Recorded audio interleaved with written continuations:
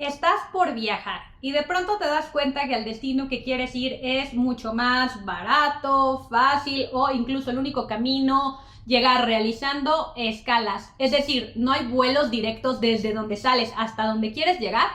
Bueno, sin duda esto termina siendo una alternativa en muchísimos de los viajes. Sin embargo, antes de decidirte por comprar un vuelo que tenga escala o conexión, quédate a ver este video porque hay algunos factores importantes que tienes que considerar.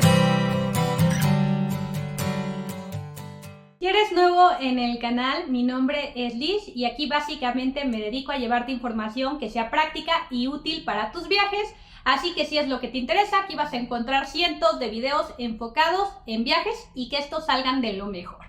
Y bueno, dicho eso, ahora sí comencemos con las escalas, que primero les voy a hacer una aclaración. No es lo mismo un vuelo con escala que un vuelo con conexión, ya que en unos te bajas del avión y en otros no, únicamente para el avión y bueno, igual le ponen combustible, suben artículos, lo que sea, pero tú no te vas a bajar. Sin embargo, aquí lo voy a utilizar como sinónimo, ya que a mí me ha tocado que en aerolíneas de todo el mundo justamente lo utilicen de una manera u otra, para referirse a cuando el viajero va a parar en un aeropuerto para cambiar de avión o incluso regresar al mismo, pero sí se va a tener que bajar y volver a subir. A veces por algunos minutos o a veces por horas. Entonces básicamente yo me estoy refiriendo a eso. Cuando no puedes llegar de manera directa a tu destino, sino que sí tienes que llegar a alguna ciudad intermedia, ahí bajarte del avión y volver a subir. Aunque se trate de la misma aeronave, pero sí tienes que hacer este proceso y por lo tanto en algunos casos incluso llegar a pasar migración, recoger equipaje y todo lo que implica. Así que bueno, dicha esta aclaración, pues ahora sí comencemos con estos errores que debes de evitar. Y voy a iniciar con la compra. Un primer gran error que debes de evitar al momento que estás comprando los vuelos es justamente no revisar dónde te tocaría tener la conexión de tu vuelo o incluso fijarte en que haya una o varias. Y es que, bueno, a veces quizá quiero ir de México a París y me doy cuenta que hay un vuelo baratísimo, pero tiene escala en Miami y digo, bueno, no importa, yo voy a comprar este vuelo. Pero bueno, es importantísimo revisar por varios factores. El primero es el tiempo. Y es que a veces hay unas escalas ridículamente rápidas que nos ponen las aerolíneas. Antes había un tiempo mínimo que obligaban a las aerolíneas para darte, pero bueno, actualmente he visto algunas que son de 35 minutos, 40 y en aeropuertos muy grandes donde es realmente complicado realizarlo. Normalmente si la aerolínea te pone ese tiempo es porque es viable lograrlo. Sin embargo, esto no quiere decir que va a ser fácil, ni que si te llega a tocar mucha gente en el aeropuerto, que si te pierdes de pronto, te desubicas, que si en migración te detuvieron por algo, ellos se van a responsabilizar por darte el siguiente vuelo en otro horario. Es responsabilidad del pasajero realizar estos procesos que les digo cuando aplican, así que por eso es muy importante tomar tiempo suficiente. Me preguntan mucho cuánto recomiendo yo y yo no tomo ninguna escala que sea de menos de 2 horas sin importar el aeropuerto, simplemente porque me siento más cómoda y para realizar estos procesos con tiempo. Creo que 2 horas ya es un tiempo bastante normal, incluso aunque te toque recoger equipaje, volverlo a entregar, pasar por migración, normalmente es más que suficiente y es lo que yo tomo por lo menos. Y bueno, por supuesto que escalas también muy largas también tienen su contraparte. Ahí prácticamente aseguras que vas a llegar al siguiente vuelo y lo vas a hacer con calma, pero también hay algunas que estar demasiadas horas en un aeropuerto pues puede ser muy pesado. Así que bueno, yo si puedo elegir me voy entre escalas de 2 a 4 horas. A mí se me hacen las ideales cuando no tengo intención de salir a la ciudad de tránsito y simplemente voy a estar en el aeropuerto. Segundo gran error al momento de las escalas, bueno, tiene que ver ese con no fijarte en los requisitos migratorios. Y es que sí, hay aeropuertos del mundo donde puedes transitar por el área internacional y no te solicitan nada, y otros donde sí hay que pasar por migración, como ocurriría con Estados Unidos, donde sí necesitas contar con visa o con esta en caso de que no le pidan visa a tu país para poder transitar por sus aeropuertos, aunque este no sea tu destino final. Hay muchos viajeros que compran vuelos con escalas en Estados Unidos y no se dan cuenta de esto, creen que con no salir es suficiente y bueno, no, si tienes que tramitar un visado y esto va a ocurrir en muchos países del mundo. Así que siempre verifiquen muy bien. También el tiempo de su escala es básico para esto, porque hay aeropuertos como los que están en Tailandia, donde sí puedes hacer escala sin requisitos, pero sí es cierto número de horas. Ya si te pasas de esta, ahí sí necesitarías tramitar algún visado o algo por el estilo. Así que por eso importantísimo revisar los requisitos migratorios de tránsito para no llevarse una sorpresa de que necesitaban alguna clase de visado o que de plano no pueden realizar la escala en ese lugar. Algo más que toca verificar al momento de realizar una escala es revisar si es transbordo propio o si la aerolínea se encarga de realizarla.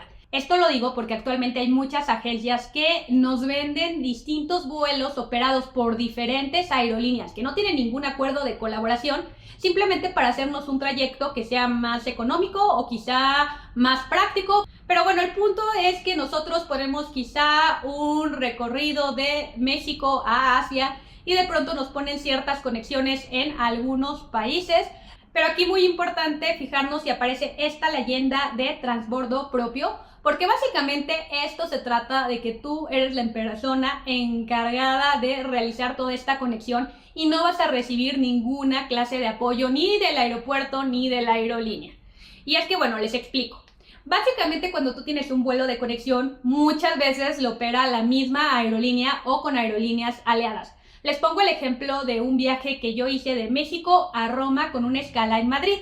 Yo este vuelo se lo compré a Aeroméxico, pero el trayecto de Madrid a Roma lo operaba Air Europa. Entonces, básicamente, cuando yo llegué al aeropuerto de la Ciudad de México, entregué mi equipaje y le pregunté que dónde lo tenía que ver y me dijeron que ya sería hasta Roma, porque aunque no eran la misma aerolínea, sí eran aerolíneas aliadas, la misma aerolínea me lo había vendido y que por lo tanto ellos se encargaban de hacer el cambio del equipaje al otro vuelo y yo no tenía que pasar a reclamo ni nada y únicamente me quedaba por el área del aeropuerto internacional. También le pedí mis pases de abordar y aunque era operado por dos aerolíneas distintas, me pudieron dar los dos pases de abordar justamente porque pues comparten el sistema y por eso son capaces de darte todo desde el primer vuelo. Y bueno, en esta clase de escalas es mucho más fácil para el viajero porque también si el primer vuelo se llega a retrasar y ya no llegas al segundo o llegas con poco tiempo, normalmente hay apoyo del personal para que llegue y en algunos casos incluso el segundo vuelo espera a los pasajeros cuando son muchos.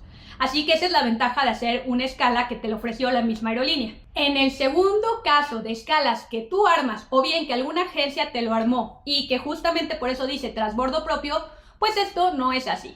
Tú como pasajero eres el responsable de realizar 2 procesos de vuelo o 3 o los que sean de conexiones que vas a tener porque no se lo compraste ni a la misma aerolínea ni tampoco son aerolíneas aliadas. Si yo decido viajar de esta manera y mi vuelo fuera igual, pero en este caso yo solamente le compré a Aeroméxico el Ciudad de México Madrid y luego me fui con una aerolínea de bajo costo para el Madrid Roma, bueno, en este caso al momento de llegar a Madrid yo tendría que ir por mi equipaje, pasar migración y volver a salir al aeropuerto, a la parte pública para poder volver a hacer el check-in y volver a dejar mi equipaje en caso de que lleve equipaje de bodega y volverme a meter a las salas de abordaje.